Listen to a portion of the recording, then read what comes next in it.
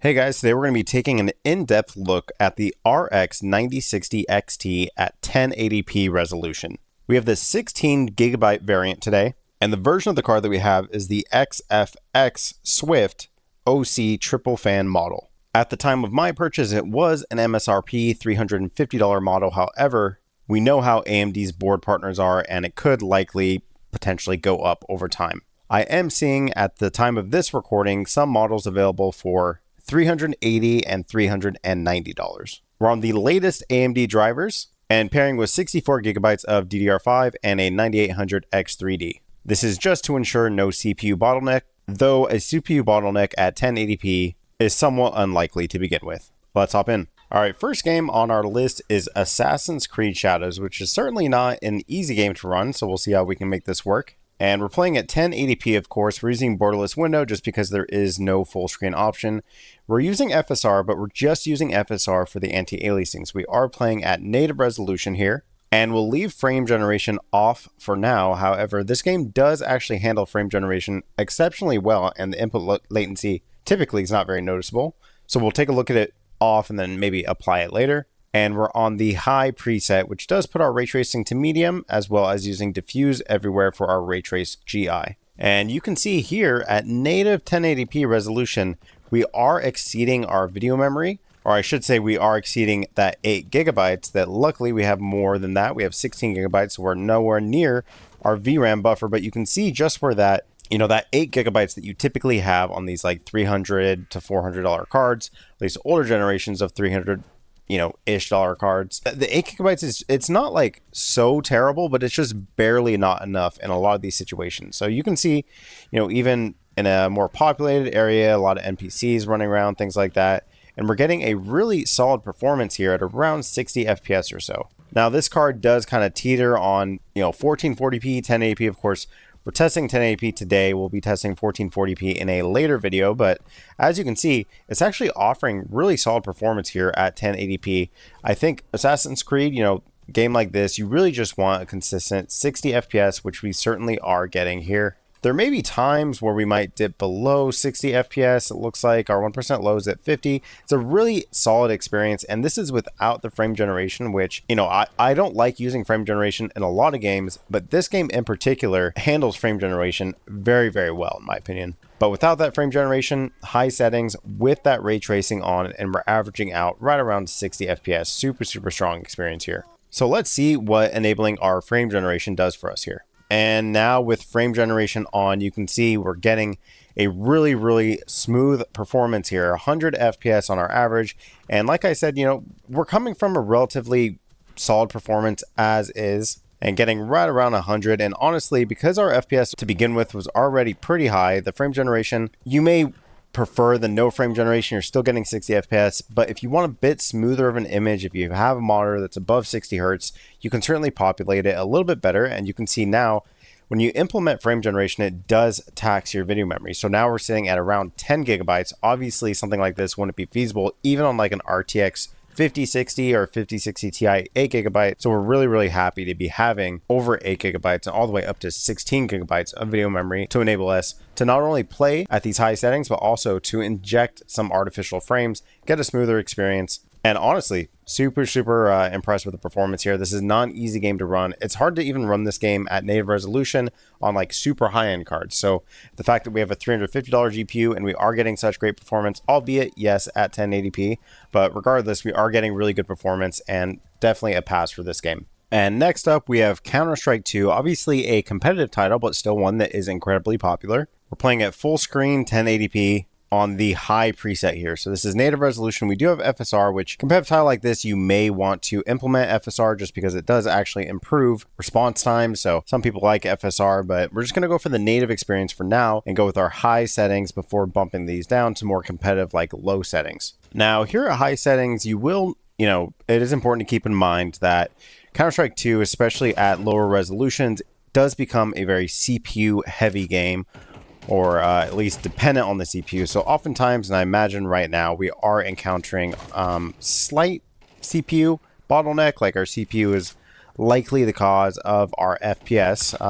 Maybe not at high settings, maybe less so. Our GPU is actually being fully utilized, so I guess that shows that we are somewhat GPU dependent here, but just keep that in mind. It will matter what CPU you have. You may not get this exact performance depending on your GPU that you're pairing with a 9060 XT, but certainly, as you can see, if you have a strong enough CPU to support 300 plus frames on high settings at 1080p, the 9060 XT will not hold you back in that regard. Getting around 330 or so here on high settings. This game also does seem to really like AMD cards. From my testing, it seems that frame times and everything like that, they seem to be a lot smoother on AMD cards when compared to NVIDIA cards. So certainly a really solid experience here. But honestly, for a game like Counter-Strike 2, even a 9060 XT is pretty much overkill.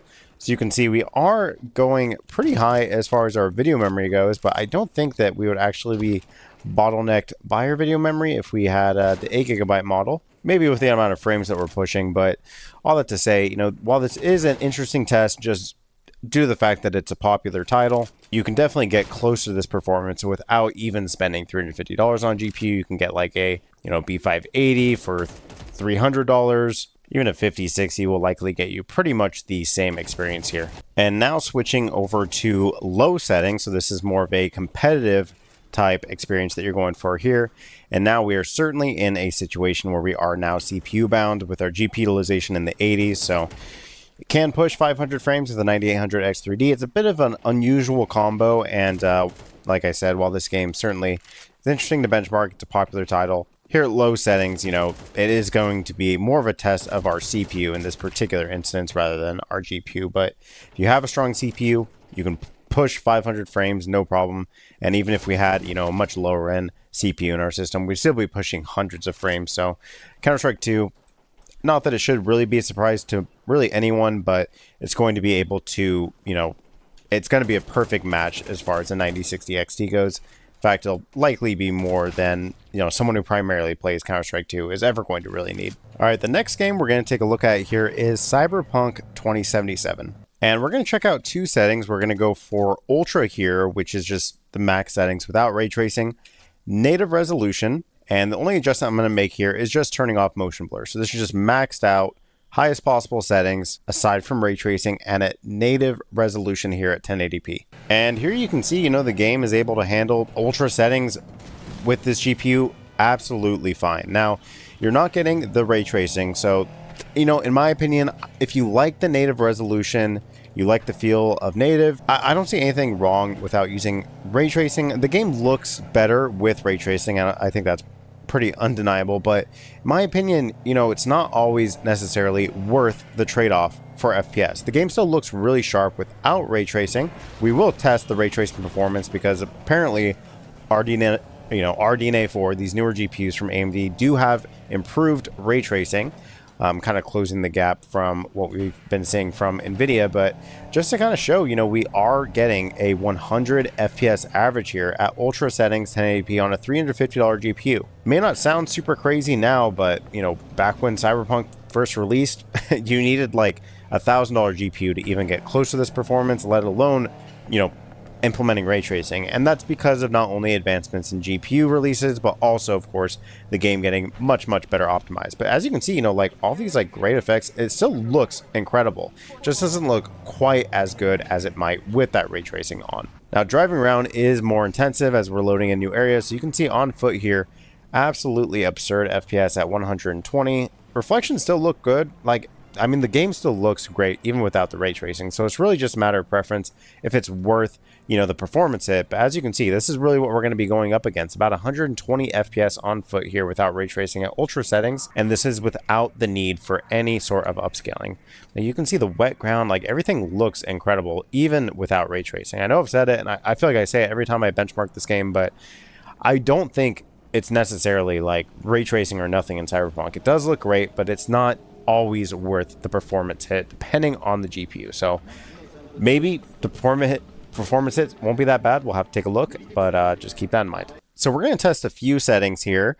Let's test ray tracing ultra. So this is the highest possible ray tracing settings aside from that path tracing, and we're just going to turn off to see what this does at native resolution. I'm sure this is going to be too much, but just to see. and without motion blur. That's the only adjustment I'm making. And you can see right away just how much this hurts the FPS. And while it does look better, like the reflections look better, in general, the game does look, considerably better. In my opinion, obviously at 50 FPS, it's not nearly worth having our FPS to a pretty much unplayable state. But of course, this is without any sort of upscaling. And I will say this game does not, unfortunately, support FSR4 without the use of Optiscaler. So our upscaling options are a bit limited. It does have support for FSR 2.1 as well as FSR 3, but unfortunately, no FSR 4. Obviously, this game has been heavily marketed with NVIDIA cards, so it's not super surprising that FSR 4 is not an option yet. I do hope that they add it at some point, and at some point in the near future.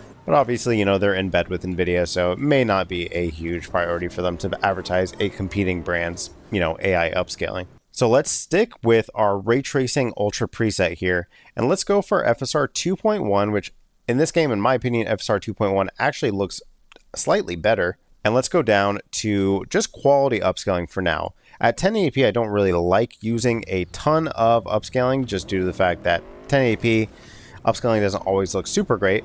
But actually, this does look really solid, and now this does immediately launch us above 60 FPS. And when you look at our video memory, even with the upscaling, you can see just how much we're using. This would not be possible on an 8GB card, but here we're playing with, pretty smooth frame times. I mean, it's a little jittery up and down, but as far as actually playing the game, it feels smooth. Game looks great. We're getting all of the ray tracing goodness, just aside from the path tracing. Really no complaints whatsoever. This is a incredibly strong experience here at around 80 FPS, and certainly a good candidate for some frame generation. So let's go ahead and do that. We'll keep our same settings. So this is Ray Tracing Ultra with quality upscaling, and let's just throw on FSR 3 frame generation, which actually will default us back over to FSR 3. Go ahead and put this back down to quality, and we'll come back after this restart. And now with the bit of frame generation, we're getting an insane FPS, of course. Now, like I said, FSR 3, it does not look as good as FSR 2.1 in this game. I don't know what it is. This game just seems to work better in my, just from my experience with FSR 2.1. So it doesn't look super sharp, I will say, and there are some like weird glistening kind of artifacts off in the distance. I don't know if those are kind of picking up on the recording, but we can artificially insert some frames. It's still very responsive as far as the response, the response times go and the input latency. It feels good. It's just more the image quality when switching over to FSR 3 is not great. This may be a good option, and I haven't really dug too far into Optiscaler to inject FSR 4 in that. Definitely a video that I'm planning on making, not only just to make the video, but also just for myself to kind of be a little bit more informed on the topic. But yeah, definitely, Cyberpunk, definitely a good candidate for frame generation in general. And because we have 16 gigabytes to play with, no real issue of inserting too many fake frames to the point where we are now bottlenecking our GPU from a video memory standpoint. So definitely really strong experience here. I wish I had FSR 4, but even with FSR 2.1 or FSR 3, still a really, really strong experience and a really, really good looking game for sure. I think me personally, I'd rather just play it in native ultra settings without the ray tracing, get a more natural and a less artificial high FPS experience. But if you wanted all the visual flair, you certainly can get there just with a bit of this kind of frame generation and upscaling. All right, next up, we have a newer title, Doom: The Dark Ages. Playing at 1080p full screen, and we're just going to go for Ultra Nightmare here, so max settings with our max texture pool size. Doesn't give us any sort of video memory limit or warning here. Now, I should note, if you're watching this video at a later date, Doom: The Dark Ages is set to receive a path tracing patch, which will either add new presets here so that this is no longer the highest one, or drastically change the Ultra Nightmare preset to include path tracing, which will of course be much more intensive than what we're testing here today. And I should mention I'm just using TAA for our anti-aliasing, so playing at native here. And at native resolution here, max settings, we are getting a real solid 100 FPS to begin with. Now, like I said, this game, it's due to receive an update, so these max settings are not as impressive as they will be soon, but it is nice to see that even, a brand new game that just came out, like I think about a month ago at the time of this recording, you're able to jump in, 1080p, crank every setting, and get a high refresh rate, 100 FPS here. You can see our video memory, even without any sort of frame generation or anything like that, is touching 11 gigabytes. Another instance where it is certainly nice that we are, allotted 16 gigabytes on this particular model. And running through this area, this is the most intensive area of our little run we're doing here. And it's certainly showing, at times dropping into the 70s, but in general still holding an incredibly playable and solid FPS. So just about done with this little room that we're testing out here. And though our average did drop from 100 to about 90 or so, sitting at 89 on our FPS average, still incredibly strong performance. This is a well-optimized game, so it's not super surprising that we're getting a high FPS. So you can see in a less intensive area now we're shooting up into like the 120s at times. But definitely nice to see. And when you look at our video memory, that's another thing that's nice to see, that, even on a $350 GPU, having those 16 gigabytes of video memory is certainly nice to have and well utilized here. All right, and next up here we have Elden Ring Nightreign, another newer game.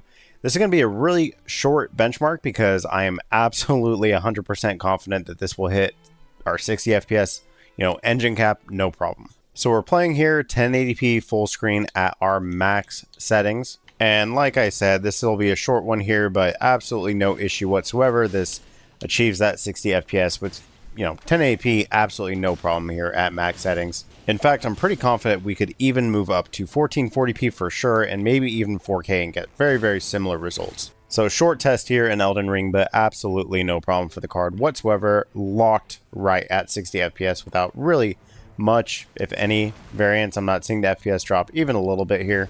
Total pass on this particular title. All right, next up we have the Elder Scrolls 4 Oblivion Remastered. We're playing here at 1080p full screen on the high preset, which when I did detect now, it's selected high, so we're going to go with high. However, it wanted us to use FSR performance with frame generation. That sounded like a horrible experience, so we're actually just going to go with native resolution here, FSR native. Now, this game does actually support FSR 4. However, I have not gone in and actually injected it, so I don't think we're going to need to use upscaling anyways. We're just going to stick with native resolution here. And as you can see, at native resolution, the game looks incredible. It's an incredibly good looking game at this settings preset, as well as at this real consistent, actually incredibly consistent for my testing.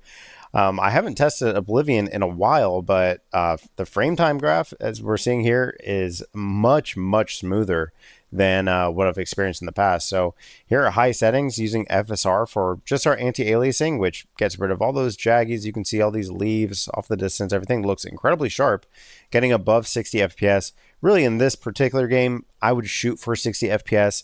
I would really just bump up settings until my FPS came down to 60 and kind of stay there. There's not really a huge advantage to being like 120 FPS in a game such as this, but as you can see, feels good, feels responsive, feels fluid. The graphics setting high looks really, really great. There is pop-in off in the distance. We noticed that in our more in-depth testing, but as you can see, as far as like right in front of us, everything's loading in well. The FSR native anti-aliasing solution is rendering everything incredibly well without any sort of jaggies, shimmering, any sort of weird visual artifacts that we wouldn't want to have. And we're getting a real consistent 72 FPS average, at times into the 80s, with 1% lows sitting right about 60 FPS. Really, really strong performance here, actually.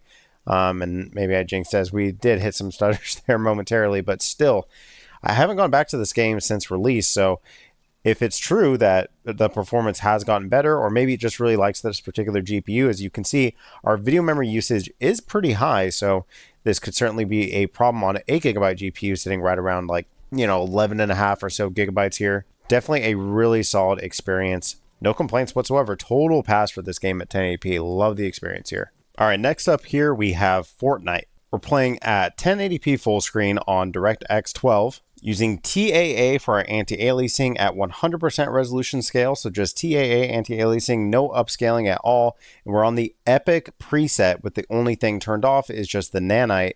So using ambient occlusion and screen space reflections for those solutions as opposed to the lumen. So this is Epic settings without the ray tracing. And these are actually the settings that I typically play at when I play Fortnite. I like the Epic settings, but I don't like the performance of ray tracing. And if you're interested in seeing more Fortnite, this is definitely going to be a game that I do a more in-depth test on the 9060 XT.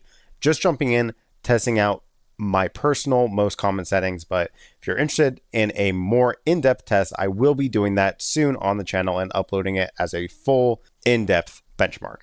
All right, dropping in here at Epic settings, you can see just how great our FPS is, sitting right around 170 dropping in. And on Epic settings, the game looks incredible. The only thing you're really missing out is really with like the water reflections, things like that, and some like interior spaces with the lighting.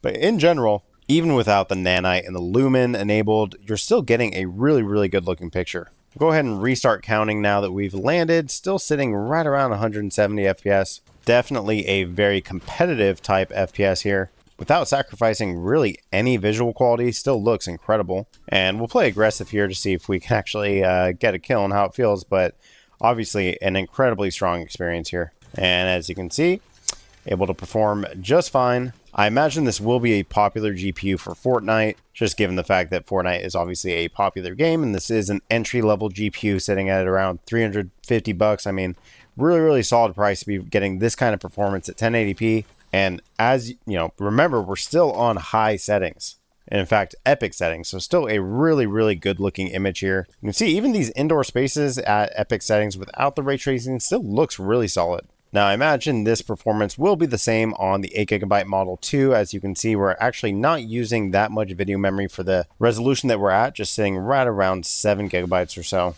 But really clean image, really solid performance. Super happy with this. I would be totally fine playing at this type of performance on a 9060 XT, no question about it. All right, next up here we have Grand Theft Auto 5 Enhanced Edition, playing at 1080p full screen, and we are on the maximum RT preset. Frame scaling, which is our resolution scale, set to off, meaning we're playing at native resolution, and the only thing I adjusted is just bumping down motion blur strength to 0.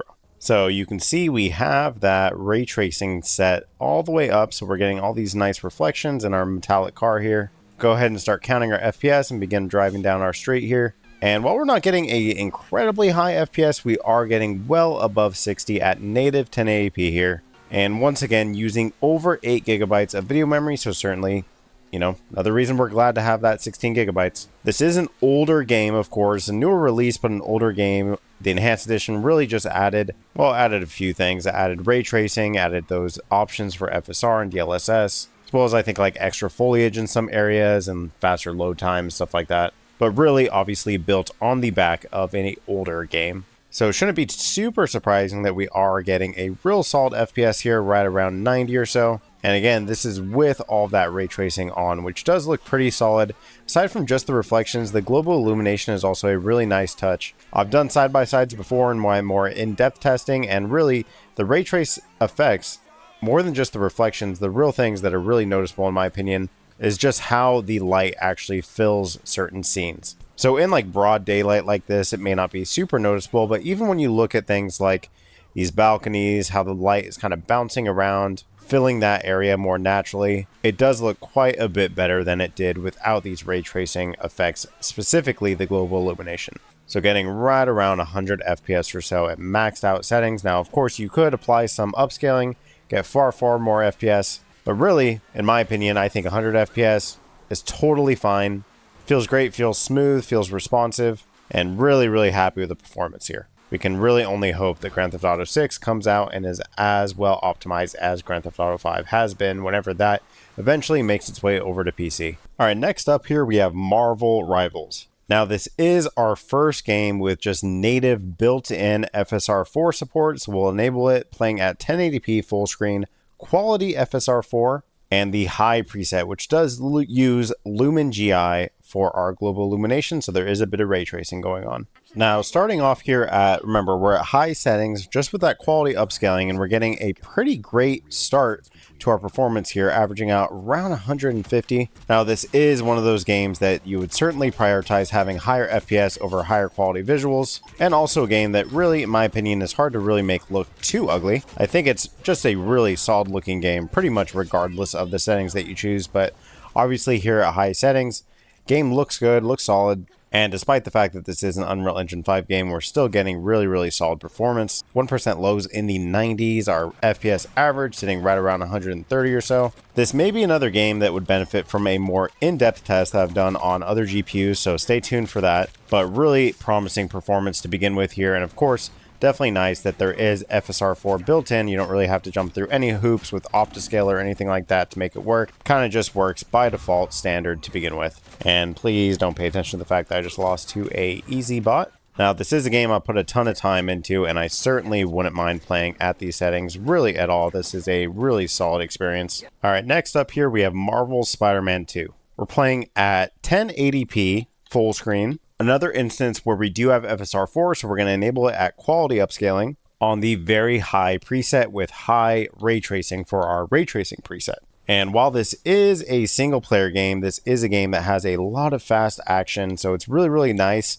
to get a high FPS here. There are some stutters that you'll notice if you kind of keep a keen eye on our frame time graph.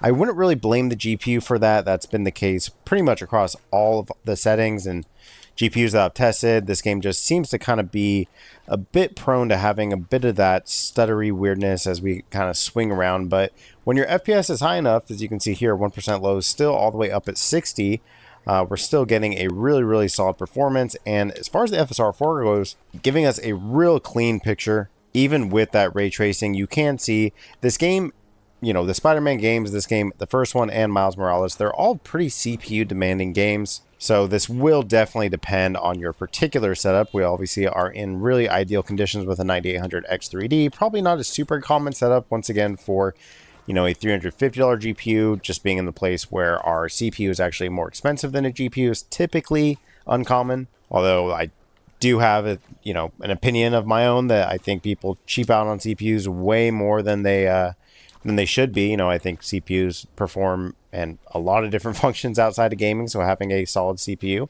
certainly is a worthwhile investment. And then there are also just the GPU benefits and the gaming benefits that you get along with it, but that's, you know, definitely a rant for another day. But you can see swinging around here, getting around 100 FPS on our average. Really great looking picture. We come along a building, you can see all these nice ray trace reflections here. Just a really good looking game, a really solid performing game, aside from just those odd stutters here and there. I will say that this game does, you know, vary pretty wildly depending on what exactly you're doing. So swinging around here, this is more demanding, but if you're in an indoor environment or, you know, in a certain story beat, you'll get wildly higher FPS. As well as if you just kind of pan the camera upwards for a moment, you can see our FPS shoots up into the 160s. Not super unique, you know, that does happen in a lot of games, but for whatever reason, this game seems to really vary pretty wildly for our FPS. So I could really sit here and just kind of lie to you and keep the camera pointed at the top half of the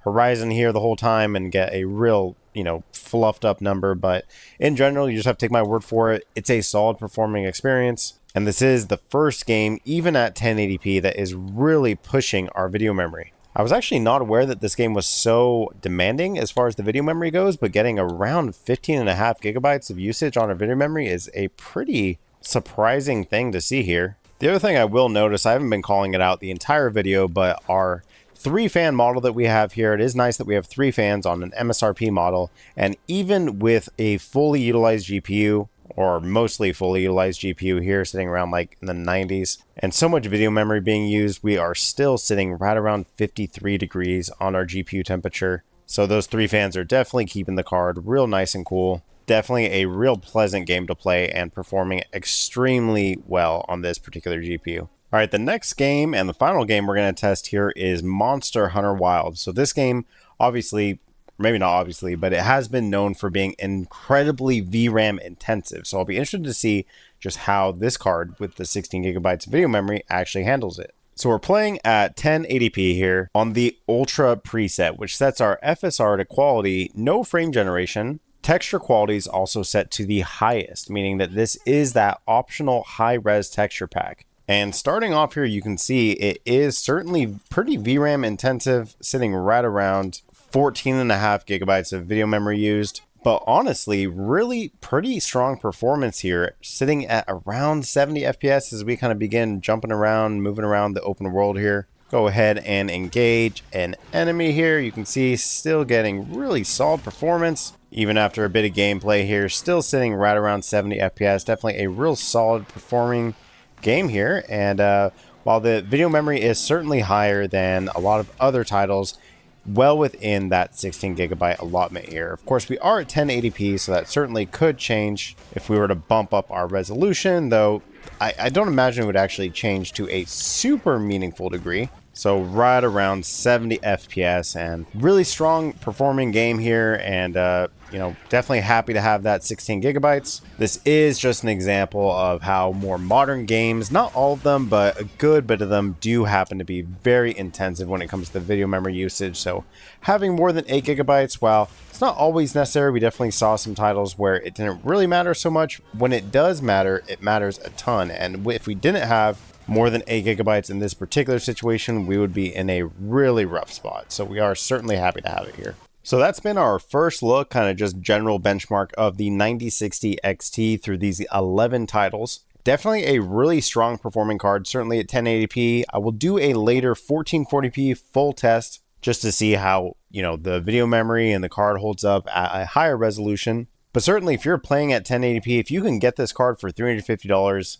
I'm not sure that there's a better option out there. You know, with the 5060 Ti 16 gigabyte being its main competition that's supposed to retail for $430, so even just at the theoretical MSRP of both cards, it's an $80 increase. Though this card does seem to actually be attainable at that $350, at least now at launch. The 5060 Ti 16 gigabyte, you're going to be spending like $480, $490 for the 16 gigabyte version of that card. So you're looking at like a $150 increase, which is pretty substantial when you're talking about this price range of GPUs. Anyways, thank you guys so much for watching. I'll be doing more in-depth tests on a number of these games, including Fortnite, Marvel Rivals, and of course future releases on the 9060 XT to get a more in-depth look. But first blush, the card is looking extremely promising. Thank you guys so much for watching. Take care, and I'll see you in the next one. Bye-bye.